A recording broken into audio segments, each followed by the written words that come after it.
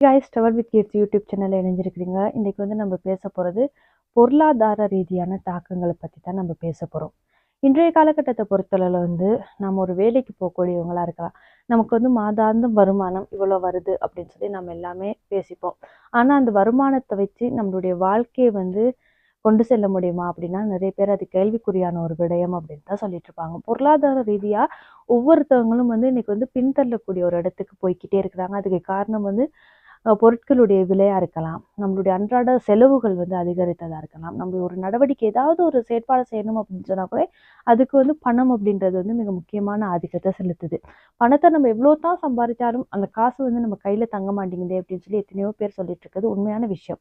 இன்னைக்கு நான் சில நாட்களா என்னுடைய ஃப்ரெண்ட்ஸா இருக்கலாம், என்னுடைய ஃபேமிலியில இருக்கிறவங்க நிறைய பேரோட பேசின ஒரு விஷயம் நாங்க ஒரு சிலர் கிராமப்புறங்கள்ல இருந்து இப்ப எங்களுடைய பிள்ளைகளுடைய படிப்புக்காக நகரப்புறங்களை நோக்கி சென்றுட்டோம்.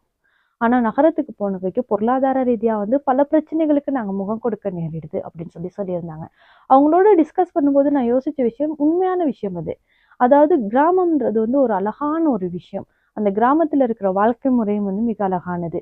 தொழில்நுட்ப வளர்ச்சிக்கு பிறகு அதெல்லாம் மாற்றம் அடைஞ்சிருச்சுன்னு தான் சொல்லலாம். இப்ப எங்களுடைய பாட்டி தாத்தாவெல்லாம் எடுத்துட்டா அவங்க சொல்லுவாங்க, முன்ன கிராமத்துல நாங்க எல்லாமே வசிச்சோம். காலையில வேலைக்கு போயிட்டு ஈவினிங் வீட்டுக்கு வந்துருவோம். வீட்டுக்கு வந்ததுக்கு வீட்டு வெளியில திண்ணை இருக்கும்.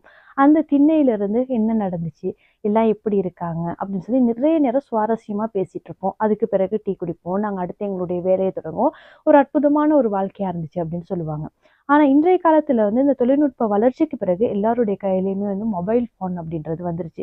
இந்த மொபைல் போன் வந்ததுல இருந்து பக்கத்து வீட்டுக்காரங்களோட நம்ம பேசுறது இல்ல, நம்மளுடைய சொந்தக்காரங்களோட பேசுறது இல்ல. எந்த நேரமும் மொபைல்ல ரீல்ஸ் பார்க்கறது, மொபைல்ல ஏதாவது செய்யறது, கேம்ஸ் விளையாடுறது அப்படின்னு சொல்லி இந்த தொழில்நுட்பத்தோடயே நம்ம போயிட்டு இருக்கிறோம். நம்மளுடைய வாழ்க்கையை சீரழிச்சுட்டே செல்றோம் அப்படின்னு தான் சொல்லணும்.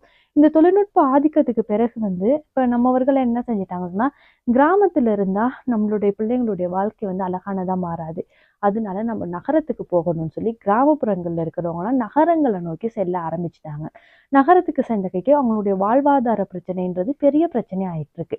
இன்றைய காலகட்டத்துல கிராமத்துல இருக்கும்போது நம்மளுக்கு ஏதோ ஒரு சாதாரண ஒரு வீடு இருக்கும், வீட்டு தோட்டம்னு ஒண்ணு இருக்கும். நமக்கு அன்றாடம் ஒரு மரக்கறி தேவைன்னு சொன்னா வீட்டு தோட்டத்துல இருந்து எடுத்துக்குவோம். தண்ணீர்ன்றது இலவசம், சுத்தமான நீர், சுத்தமான காற்று எல்லாத்தையுமே பெற்றுக்கொள்ளக்கூடியவங்களாக நாம இருப்போம்.